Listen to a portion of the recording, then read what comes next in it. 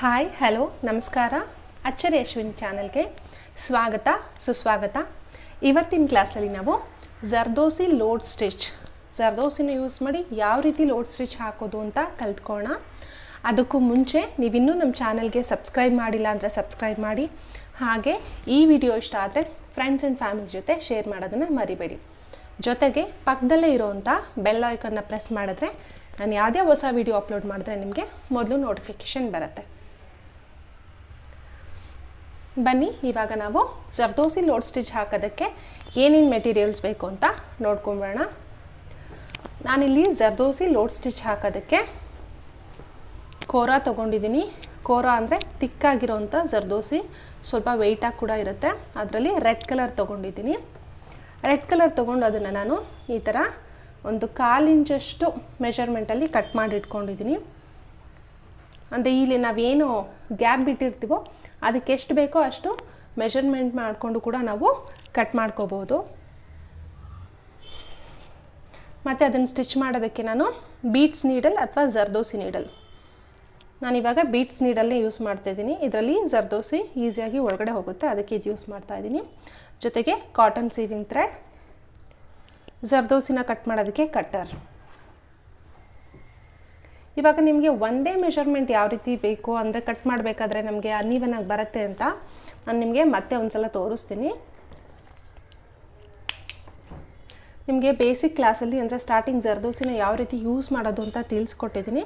ಅಕಸ್ಮಾತ್ ನಿಮಗೆ ಇದರಲ್ಲಿ ಗೊತ್ತಾಗಲಿಲ್ಲ ಅಂದರೆ ಆ ವಿಡಿಯೋಸ್ ಕೂಡ ನೋಡಿ ನೀವು ಚೆಕ್ ಮಾಡ್ಬೋದು. ಇವಾಗ ನೋಡಿ, ನಾನು ತೊಗೊಂಡಿರೋ ಜರ್ದೋಸಿ ಈ ಥರ ಒಂಥರ ಅನ್ಈವನ್ ಆಗಿದೆ, ಅಂದರೆ ಡೊಂಕ್ ಆಗಿದೆ.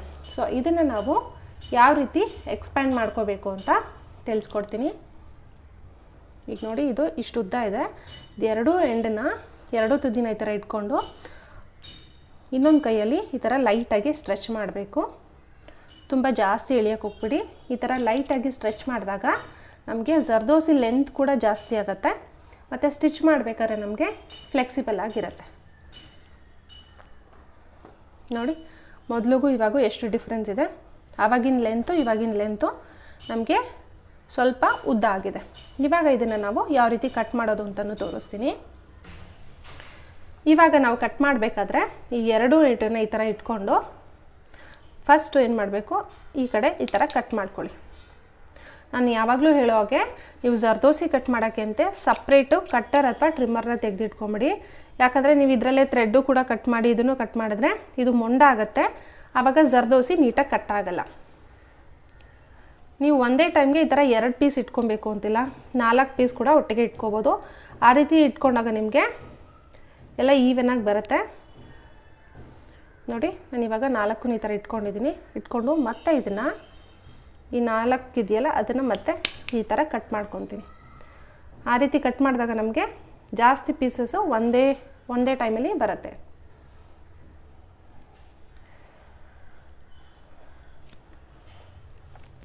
ಈಗ ನಾನು ಇದಕ್ಕೆ ಯಾವುದೇ ಥರ ಮೆಷರ್ಮೆಂಟ್ ತೊಗೊಳ್ತಿಲ್ಲ, ನೋಡ್ತಾ ಇದ್ದೀರಲ್ಲ, ಸುಮ್ಮನೆ ಹಾಗೆ ನಮ್ಮ ಕಣ್ಣು ಅಳತೆನಲ್ಲಿ ಕಟ್ ಮಾಡೋದು ಅಂತೀವಲ್ಲ ಆ ರೀತಿ ಈಗ ಇಟ್ಕೊಂಡು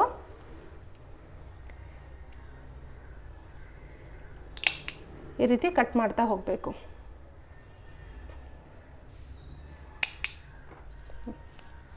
ಗೊತ್ತಾಗ್ತಿದೆಲ್ಲ ನೋಡಿ, ನಾನು ಯಾವುದೇ ಅಳತೆ ತೊಗೊತಿಲ್ಲ, ಸುಮ್ಮನೆ ಹಾಗೆ ಕಟ್ ಮಾಡ್ತಾ ಇದ್ದೀನಿ. ಇದನ್ನು ನೀವು ಮೆಷರ್ ಮಾಡಿ ನೋಡಿದ್ರೆ 1/4 ಇಂಚ್ ಎಷ್ಟು ಬರುತ್ತೆ. 1/4 ಇಂಚಿಗಿಂತ ಒಂಚೂರು ಹೆಚ್ಚು ಕಡಿಮೆ ಬರಬಹುದು. ನಾವು ಎಕ್ಸ್ಪ್ಯಾಂಡ್ ಮಾಡಿ ಕಟ್ ಮಾಡೋದ್ರಿಂದ ಏನಾಗುತ್ತೆ, ನಾವು ಎಲ್ಲಿಗೆ ಸ್ಟಿಚ್ ಮಾಡಿದ್ರೂ ಇದು ಫ್ಲೆಕ್ಸಿಬಲಾಗಿ ಕುತ್ಕೊಳ್ಳುತ್ತೆ. ಅಂದರೆ ಲೆಂತ್ ದೊಡ್ಡದಾಗಿದ್ದರೆ ಅದ್ರದ್ದು ಲೆಂತನ್ನು ನಾವು ಸ್ವಲ್ಪ ಚಿಕ್ಕದು ಮಾಡ್ಕೋಬೋದು. ಅಂದರೆ ತುಂಬ ಚಿಕ್ಕದಾಗಿದ್ದರೆ ಅದನ್ನು ಲೈಟಾಗಿ ಎಕ್ಸ್ಪ್ಯಾಂಡ್ ಮಾಡಿದ್ರೆ ಅದು ಸ್ವಲ್ಪ ದೊಡ್ಡದಾಗತ್ತೆ. ಗೊತ್ತಾಯ್ತಲ್ಲ? ಈ ಥರ ಕಟ್ ಮಾಡಿಕೊಂಡು ನೀವು ಯಾವುದೇ ಸ್ಟಿಚ್ಚಿಗೆ ಆದರೂ ಏನೇ ವರ್ಕ್ ಮಾಡೋದಕ್ಕಾದರೂ ಈ ಥರ ಕಟ್ ಮಾಡಿಕೊಂಡ್ರೆ ಆರಾಮಾಗಿ ವರ್ಕ್ ಮಾಡ್ತಾ ಹೋಗ್ಬೋದು. ಈಗ ಇದನ್ನು ಸಿಂಗಲ್ ಸ್ಟ್ಯಾಂಡ್ ಥ್ರೆಡ್ನ ನಾಟ್ ಹಾಕ್ಕೊಂಡು ನಾನು ಸ್ಟಿಚ್ ಮಾಡೋದನ್ನು ತೋರಿಸ್ತೀನಿ. ಈ ಜರ್ದೋಸಿ ಲೋಡ್ ಸ್ಟಿಚ್ನ ನೀವು ಫ್ಲ್ಯಾಟಾಗಿ ಕೂಡ ಹಾಕ್ಬೋದು, ಕ್ರಾಸಾಗಿ ಕೂಡ ಹಾಕ್ಬೋದು. ಒಂದು ಡಿಸೈನ್ ಯಾವ ರೀತಿ ಇರುತ್ತೋ ಅದಕ್ಕೆ ಮ್ಯಾಚ್ ಆಗೋ ಥರ. ಇವಾಗ ನಾನು ಇದನ್ನು ಕ್ರಾಸಾಗಿ ಸ್ಟಿಚ್ ಮಾಡಿ ತೋರಿಸ್ತೀನಿ. ಈ ಕ್ರಾಸಾಗಿ ಏನಕ್ಕೆ ಸ್ಟಿಚ್ ಮಾಡ್ತೀವಿ ಅಂತ ಅಂದರೆ, ಇವಾಗ ನೆಕ್ಲೈನಲ್ಲಿ ನಾವು ಯೂಸ್ ಮಾಡಬೇಕಾದ್ರೆ ಸ್ಟ್ರೈಟಾಗಿ ಹಾಕಿದ್ರೆ ಚೆನ್ನಾಗಿರಲ್ಲ. ಇವಾಗ ನೆಕ್ಲೈನ್ ಈ ರೀತಿ ಇರುತ್ತೆ. ಸೊ ಇಲ್ಲಿ ನೀವು ಝರಿನಲ್ಲಿ ಔಟ್ಲೈನ್ ಕೊಡ್ತೀರಾ, ಆಮೇಲೆ ಬೀಡ್ಸ್ ಕೊಡ್ತೀರಾ. ಬೀಡ್ಸ್ ಕೊಟ್ಟಾದಮೇಲೆ ನೀವು ಜರ್ದೋಸಿನಲ್ಲಿ ಈ ಥರ ಲೋಡ್ ಕೊಡಬೇಕಾದ್ರೆ ಈ ರೀತಿ ಕ್ರಾಸಾಗಿ ಹಾಕಬೇಕು. ಆವಾಗಲೇ ಅದು ನೀಟಾಗಿ ಚೆನ್ನಾಗಿ ಕಾಣಿಸುತ್ತೆ. ಆದ್ದರಿಂದ ನೀವು ಪ್ರಾಕ್ಟೀಸ್ ಮಾಡಬೇಕಾದ್ರೆ ಕ್ರಾಸಾಗೆ ಪ್ರಾಕ್ಟೀಸ್ ಮಾಡ್ತಾ ಹೋಗಿ. ಅಂದರೆ ಈ ಕಡೆ ಬರ್ತಾ ಇದ್ದಂಗೆ ಕ್ರಾಸ್ ಡೈರೆಕ್ಷನ್ ಸ್ವಲ್ಪ ಚೇಂಜ್ ಆಗುತ್ತೆ. ನಾವು ಇದೇ ಡೈರೆಕ್ಷನಲ್ಲಿ ಹಾಕ್ಕೊಂಡು ಆ ಕಡೆಗೂ ಹಾಕೋಕ್ಕಾಗಲ್ಲ, ಸ್ವಲ್ಪ ಚೇಂಜ್ ಮಾಡಬೇಕು. ಇಲ್ಲಿ ಮಿಡಲ್ಗೆ ಬರ್ತಾ ಇದ್ದಂಗೆ ಆ ಡೈರೆಕ್ಷನ್ ಚೇಂಜ್ ಮಾಡಬೇಕು. ರೆಗ್ಯುಲರಾಗಿ ಪ್ರಾಕ್ಟೀಸ್ ಮಾಡಿಬಿಟ್ರೆ ಅದು ಡೈರೆಕ್ಷನ್ ನಿಮಗೆ ಗೊತ್ತಾಗುತ್ತೆ. ಸೊ ಈ ರೀತಿ ನಾವು ನೆಕ್ಲೈನಲ್ಲಿ ಈ ಸ್ಟಿಚಸ್ನ ಯೂಸ್ ಮಾಡ್ಬೋದು. ಬರೀ ನೆಕ್ಲೈನಲ್ಲಿ ಅಂತಲ್ಲ, ಯಾವ ಡಿಸೈನ್ ಗ್ಯಾಪ್ಸಲ್ಲಿ ನಮಗೆ ಈ ಸ್ಟಿಚಸ್ನ ಯೂಸ್ ಮಾಡಬೇಕು ಅನಿಸುತ್ತೋ ಅದನ್ನು ಯೂಸ್ ಮಾಡ್ಬೋದು. ಈಗ ಬನ್ನಿ ನಾವು ಸ್ಟಿಚ್ಚನ್ನ ಸ್ಟಾರ್ಟ್ ಮಾಡೋಣ. ನಾನಿವಾಗ ಕೆಳಗಡೆಯಿಂದ ಥ್ರೆಡ್ನ ತೊಗೊಂಡು ಒಂದು ಬ್ಯಾಕ್ ಸ್ಟಿಚ್ ಹಾಕ್ತಾಯಿದ್ದೀನಿ. ಬ್ಯಾಕ್ ಸ್ಟಿಚ್ ಹಾಕಾದ್ಮೇಲೆ ನಾನು ಡೈರೆಕ್ಟಾಗಿ ಜರ್ದೋಸಿನ ಇದಕ್ಕೆ ಸ್ಟಿಚ್ ಮಾಡ್ತಿಲ್ಲ. ಇವಾಗ ಇದನ್ನು ಈ ಲೈನಿಂದ ತೊಗೊಂಡೆಲ್ಲ ಈಗ ಆ ಕಡೆ ಲೈನ್ಗೆ ಕ್ರಾಸಾಗಿ ತೊಗೊಂಡು ಒಂದು ಲಾಂಗ್ ಸ್ಟಿಚ್ ಮತ್ತು ಆ ಸ್ಟಿಚ್ನ ಲಾಕ್ ಮಾಡ್ತಾಯಿದ್ದೀನಿ. ಈಗ ಏನು ಮಾಡಬೇಕು, ನೀವು ಜರ್ದೋಸಿನ ನೀಡಲ್ಗೆ ಲೋಡ್ ಮಾಡ್ಕೊಬೇಕು. ಒನ್ ಟೈಮ್ಗೆ ನೀಡಲ್ಗೆ ಎಷ್ಟೆಷ್ಟು ಜರ್ದೋಸಿ ಇಡಿಸುತ್ತೋ ಅಷ್ಟು ಜರ್ದೋಸಿನ ನೀವು ಲೋಡ್ ಮಾಡ್ಕೊಬೋದು. ಇದರಲ್ಲಿ ನನಗೆ 3 ಜರ್ದೋಸಿ ಪೀಸಸ್ ಲೋಡ್ ಆಯಿತು, ಅಷ್ಟು ಮಾತ್ರ ಲೋಡ್ ಮಾಡ್ಕೊಂಡಿದ್ದೀನಿ. ಈಗ ಒಂದು ಪೀಸ್ನ ಈ ರೀತಿ ಹಾಕಿ ಒಂದು ಜರ್ದೋಸಿನ ಲಾಂಗ್ ಸ್ಟಿಚ್, ಅದಾದಮೇಲೆ ಅದನ್ನು ಇಮಿಡಿಯೇಟಾಗಿ ಲಾಕ್ ಮಾಡಬೇಕು. ಈಗ ನೀವು ಲಾಕ್ ಮಾಡಬೇಕಾದ್ರೆ ಈ ಲೈನಿಂದ ಹೊರಗಡೆ ಲಾಕ್ ಮಾಡಬಾರ್ದು. ಈ ನಮ್ಮದು ಲೈನ್ ಏನಿರುತ್ತೋ ಆ ಲೈನ್ ಕೆಳಗಡೆ ಈ ಥರ ಲಾಕ್ ಸ್ಟಿಚ್ ಹಾಕ್ತಾ ಹೋಗಬೇಕು. ಆವಾಗ ನಮಗೆ ಕ್ರಾಸಾಗಿ ನೀಟಾಗಿ ಬರುತ್ತೆ. ಈಗ ಸೆಕೆಂಡ್ ಒನ್ನು ಅದೇ ಥರ ಮಾಡ್ತೀನಿ. ಲಾಂಗ್, ಅದಾದಮೇಲೆ ಮೇಲ್ಗಡೆ ಆದಂಗೆ ಲಾಕ್ ಸ್ಟಿಚ್. ಲಾಂಗ್ ಸ್ಟಿಚ್ ಆದಮೇಲೆ ಲಾಕ್ ಸ್ಟಿಚ್.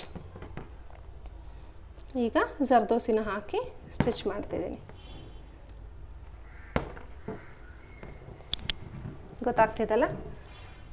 ಈಗ ಮತ್ತೆ ರಿವರ್ಸ್ ಬಂದು ನಾವು ಒಂದು ಲಾಂಗ್ ಮತ್ತು ಲಾಕ್.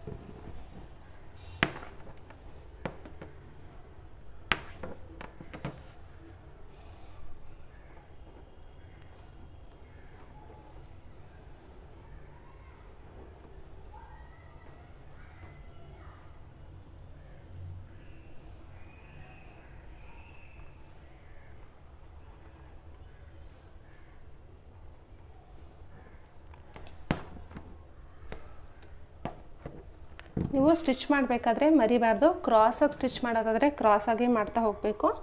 ನಾವೇನಾದರೂ ಮತ್ತೆ ಮಿಡಲಲ್ಲಿ ಏನಾದರೂ ಆ ಕ್ರಾಸ್ನ ಚೇಂಜ್ ಮಾಡಿಕೊಂಡ್ರೆ ಅದು ಲುಕ್ಕು ಚೆನ್ನಾಗಿರಲ್ಲ.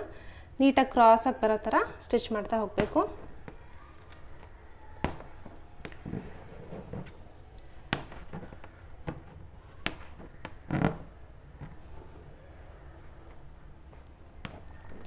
ಮತ್ತು ಒಂದು ಜರ್ದೋಸಿ ಮೇಲೆ ಇನ್ನೊಂದು ಜರ್ದೋಸಿ ಕುತ್ಕೊಳ್ಳೋ ಥರ ಮಾಡಬೇಡಿ, ಅಂದರೆ ಓವರ್ಲ್ಯಾಪ್ ಆಗೋ ಥರ ಸ್ಟಿಚ್ ಮಾಡಬೇಡಿ.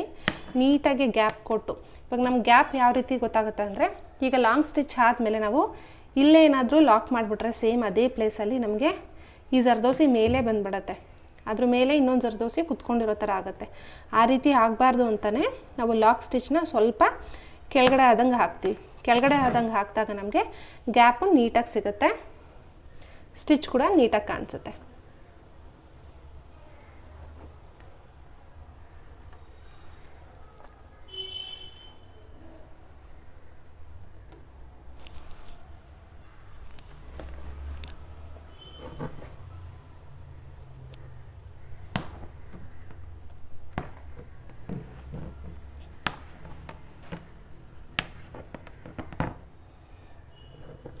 ಸ್ಟಿಚ್ ಮಾಡಬೇಕಾದ್ರೆ ಬೇಸ್ ಕ್ಲಾತು ಕಾಣಿಸ್ದೇ ಇರೋ ಥರ ಸ್ಟಿಚ್ ಮಾಡಬೇಕು.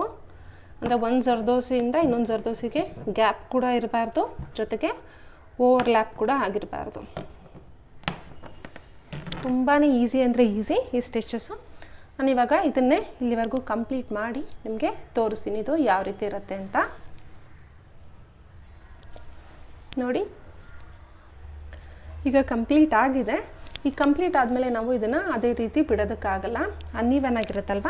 ಇವಾಗ ಅದಕ್ಕೆ ನಾವು ಆ ಕಡೆ ಈ ಕಡೆ ಬೀಡ್ಸಲ್ಲಾದರೂ ನಾವು ಔಟ್ಲೈನ್ ಕೊಡ್ಬೋದು, ಇಲ್ಲ ಅಂತ ಅಂದರೆ ಝರಿ ಥ್ರೆಡಲ್ಲಿ ಔಟ್ಲೈನ್ ಕೊಡ್ಬೋದು. ನಮ್ಗೆ ಯಾವುದು ಕಂಫರ್ಟಬಲ್ ಅನಿಸುತ್ತೋ, ಡಿಸೈನ್ ಮ್ಯಾಚ್ ಅನಿಸುತ್ತೋ ಅದನ್ನು ಯೂಸ್ ಮಾಡಿ ನಾವು ಸ್ಟಿಚ್ ಮಾಡ್ಬೋದು.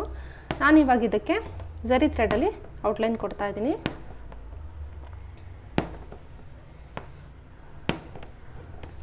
ಕ್ಲೋಸಾಗಿ ಕೊಡಬೇಕು.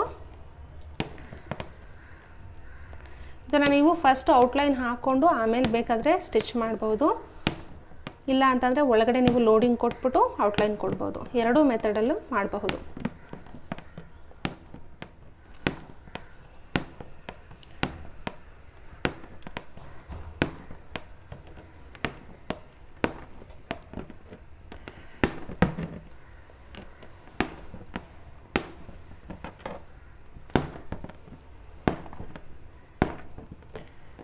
ಸಿಂಗಲ್ ಲೈನ್ ಔಟ್ಲೈನ್ ಕೊಡಬೇಕು ಅಂತಿಲ್ಲ, ನೀವು ಡಬಲ್ ಲೈನಲ್ಲಿ ಕೂಡ ಔಟ್ಲೈನ್ ಕೊಡ್ಬೋದು. ಅವಾಗ ಇನ್ನೂ ಸ್ವಲ್ಪ ಎಂಬೋಸ್ಡ್ ಆಗಿ ನೀಟಾಗಿ ಕಾಣಿಸುತ್ತೆ, ಎದ್ದು ಕಾಣಿಸುತ್ತೆ ನಾವು ಜರ್ದೋಸಿ ಸ್ಟಿಚ್ ಮಾಡಿರೋದು.